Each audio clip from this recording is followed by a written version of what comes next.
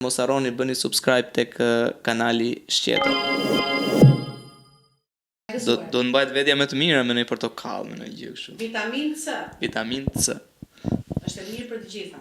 Po thonim që gratë në kohën e komunizmit ose në kohën e Enverit, le të themi, mos ta përmendim me komunizmin, se komunizmi sikur sjell terrë. Dinin që të ligjëronin të vdekurit. Si ça është kjo, si ligjëronin? I vajtonin?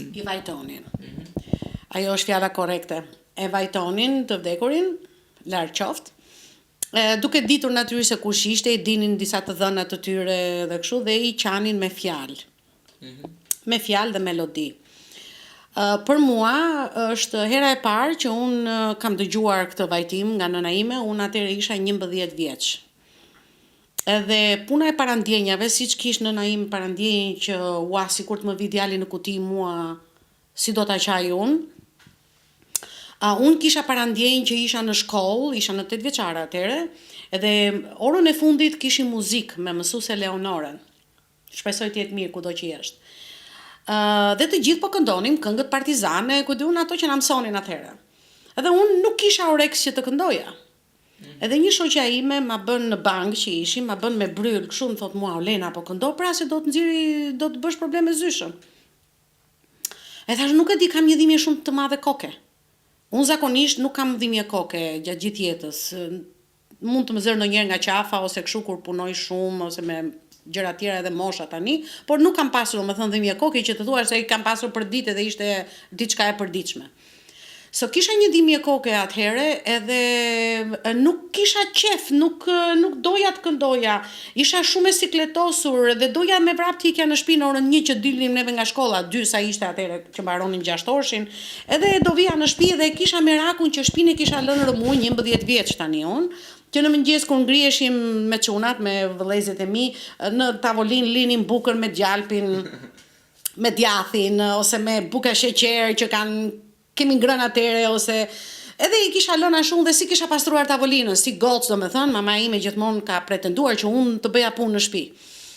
Edhe thoja, o bobo, do vi mamaja nga puna dhe unë nuk kam pastru tavolinën, dhe më hypi një siklet, dhe ndërkohë në pallatin ton ka pas qenë një mësuese që jetonte në shkallën tjetër këtu dhe ka qenë e sëmur me kancer atëre. Edhe unë kur vi, do me thënë, nga shkolla dhe u futa në oborin e pallatit, dëgjoj të qara, do me thënë me vajtim. Edhe me një shoqe që isha, i thashëm moj mos ka vdekur zy Shelpiniqi, se unë se kisha dëgjuar ndonjëherë maman time që të qante ashtu dhe se nuk e kuptova. Në atë kohë nga shkalla jon del një komshie, edhe unë isha me vajzën e saj, edhe ajo duke qarë, do me thënë kështu, dhe ikën me vrap të shkon ke pallati tjetër, na merr dhe ne të dyjave që të shkojmë. Nëse e mbajnë mend këta që e dëgjojnë të moshës time, ka pas qenë një kështu kuti rumbullake metalike dhe kishte një lloj kremi aty brenda që ishte kineze. Si Shqipëria komuniste kishim marrëdhënie me Kinën atëre, edhe me Rusin, edhe ma vuri këtu në ball atë kremin nga dhimbja e kokës që kisha, se s'hapja dot syt. Për çfarë bën? Ai kremi ishte ta ftofte ballin edhe të ikte dhimbja e kokës pas një farë kohe. Vete në shtëpinë e tyre, ajo mundonte të më mbante në shtëpinë e tyre që të mos vija në shtëpi të shikoja çfarë do bëj, po sa mund ta zgjasja. E thash jo, unë do iki në shtëpi. Kur vi unë dhe hap futet, do me thënë, futem në shkallë, shikoj dera ishte hapur, mama ime rënë në tokë. Edhe sa më pa mua, filloj duke thënë me fjalë, po hajde moj vajz, ti që i shkruajte, kujdes rrugës Taqi, se atë kisha ato thesat që kishin prej lecke, edhe unë me stilolaps kisha shkruajtur kujdes rrugës Taqi, sikur ta dinim ne që do bëj një gjë e tillë.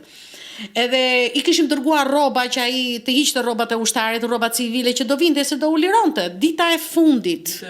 Mbas 2 viteve. Edhe aty e kuptova unë që diçka kishte ndodhur. Edhe si përfundim, vëllai im erdhi në kutinë e kuqe, që thon. 21 vjeç, djali i pari nënës time, djali i pari familjes, po kushdo fëmijë që të jetë prej një gishte të dhëmbin të gjitha, shumë njerëz këtu, edhe ajo që është, domethënë, që ka lënë bresa të jashtëzakonshme negative tek unë dhe tek gjithë familja ime, ishte që E pritën momentin e fundit, as gjysmore nuk na i sollën neve xhenazen në shtëpi. Shteti. Arsyeja tash se si vdiqi ishte që kishte momentin e fundit para se të iknin një oficer, ata oficerat e tropojës atje, i kishin ku ka qenë ushtar? në tropoj. Në tropoj. Po, disa nga oficerat atje, një nuk e di se si, hollësirat nuk e di, e kishte caktuar me një djalë tjetër nga Përmeti, që ai kishte bërë vetëm një vit ushtri, nuk u do u lironte, të shkonte nga njëra pikë ushtarake në një pikë ushtarake tjetër me një reportapël të madh dhe ajo ishte e mbushur mbi karroceri 2 pëllëm, që kishte mbi garkesë dhe kishte dysheqe, batanie, këto gjëra që çojnë për ushtri në kapanonet e ushtrisë. Edhe të dy djemtë me gjithë shoferin ishin përpara në makinë. Natyrisht në tropoj, duke shkuar nga njëra pikë tjetrën, ishte rruga me dredha në mes të malit e të pyllit, edhe i del një oficer me gjithë gruan, që ato kishin shkuar në një nga fshatrat e veta atje në tropoj, për nuk e di çfarë sebepi, edhe duhesh të ktheheshin brapsht. Edhe ato detyruan të dy djemtë të rinj, ushtarët, që ishin përpara në mes të dimrit, se kjo ka ndodhur në Ndorë, të hypin sipër. Të hypin në karroceri të makinës e cila ishte të mbushur. Po, e mbi ngarkuar. 2 pëllëm sipër reportapël quheshin ato makinat. Karrocerisë. Edhe natyrisht duke vajtur makina në përdredha sepse kështu janë vendet andeja. Për një moment është rrëzuar. Dhe kur është rrëzuar, ka rënë nga karroceri. Po, se duhet jetë tundur makina ose në kthesa. Dhe ka rënë me kokën mbrapa dhe ka jetuar për shumë pak dhe kur do me thënë që ishte sipas të thënave të djalit tjetër, që ai u rrëzua pa i ra me shpatull dhe ai u plagos nga, do me thënë u vra nga ana e shpatullës, kurse ai ra me kokë se i ra koka në një vend muri, kështu që kishte gur. Pra të dy ushtarët kishin rënë të dy nga makina, ishin rrëzuar të dy dhe të dy. Po njëri qelloi që të bjeri kështu, tjetri ra me kokë. Edhe e lanë aty një 5 orë, besoj? Në vend. Po. Sepse këtij oficerit i shkonte vonë për shkuar tek njerëz dhe gruas. Edhe si përfundim i lanë aty. Edhe pasaj na i sollën, domethënë na lajmëruan që kishte vdekur. Si justifikua reparti tek familjarët e ju? Atëhere, nga që nuk e kontrollonin dot, se në fillim është që të del vërteta ose gënjeshtra dhe si e rregullon. E vërteta të del në fillim, por pastaj bën gënjeshtër dhe esajon. Në fillim ishte tamam kjo histori që po them unë, që ju prish transmisioni makinës, bëri një lëvizje të madhe makina, edhe nga tronditja, nga që ishin mbi ngarkesë, u rrëzuan dhe ky qelloi që ra me kokë në mur, jo në mur, në gur, edhe ai tjetri ra me këtë anë. Kjo ishte arsyeja. Mamaja ime ka pasur një kushurir të parë që ka qenë oficer në Korçë. Dhe kohët e fundit jetonte në Sarand. Natyrisht kur mori vesh gjithë Tirana ka qenë këtu, gjithë Fisi, gjithë Dropulli ka qenë këtu, edhe ai si gjithë të tjerët erdhi këtu për ngushëllim, domethënë për maman time. Edhe kishte dalë që të shkonte të rregullonte këto të fundit të vdekjeve që janë. Edhe vajti domethënë në rrugë siç ishte dhe ke pasticeri Flora, si që ishte duke ardhur më poshtë për në shtëpinë tonë, shikon një makinë që kishte arkivol brenda.